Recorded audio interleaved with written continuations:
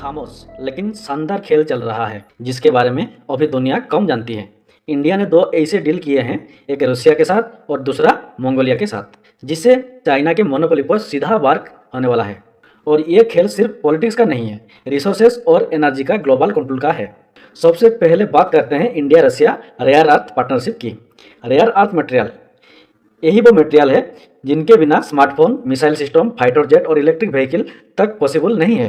अभी तक इन पर चाइना का कब्जा था, लगभग 70% से ज़्यादा सप्लाई चाइना के पास ही था। लेकिन अब इंडिया ने रशिया के साथ मिलकर एक नई माइनिंग और रिफाइनिंग पार्टनरशिप शुरू की है। मकसद है चाइना की मोनोपोली तोड़ना और अपने डिफेंस टेक्नोलॉजी सप्लाई चेन को सिक्योर करना। सोचो, अगर इंडिया अपने खुद के रेयर अर्थ सोर्सेस कंट्रोल करे तो दुनिया के इलेक्ट्रॉनिक्स और डिफेंस बाजार का गेम ही बदल जाएगा। अब दूसरा master stroke, India funded oil refinery इन मंगोलिया।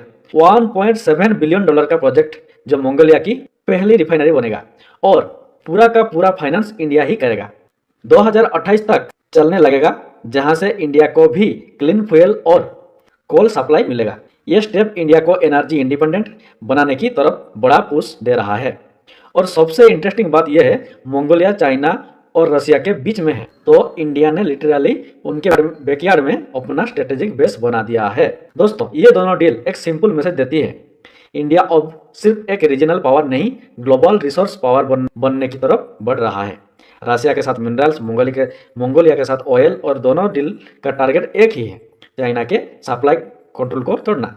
आगे क्या होगा, चाइना रिएक्ट करेगा या साइलेंट रहेगा, यह देखना इंटरेस्टिंग होगा। लेकिन एक बात तो क्लियर है, भारत क्वाइटली लिख रहा है एक नया वर्ल्ड ऑर्डर की कहानी। अगर आपको लगता है इंडिया का ये ग्लोबल मास्टर स्ट्रोक कमाल का है तो वीडियो को लाइक करो, अपना ओपिनियन कमेंट में लिखो और सब्सक्राइब करो, क्योंकि हम ऐसे ही हिडन जियोपॉलिटिक्स एक्सपोज करते रहते हैं।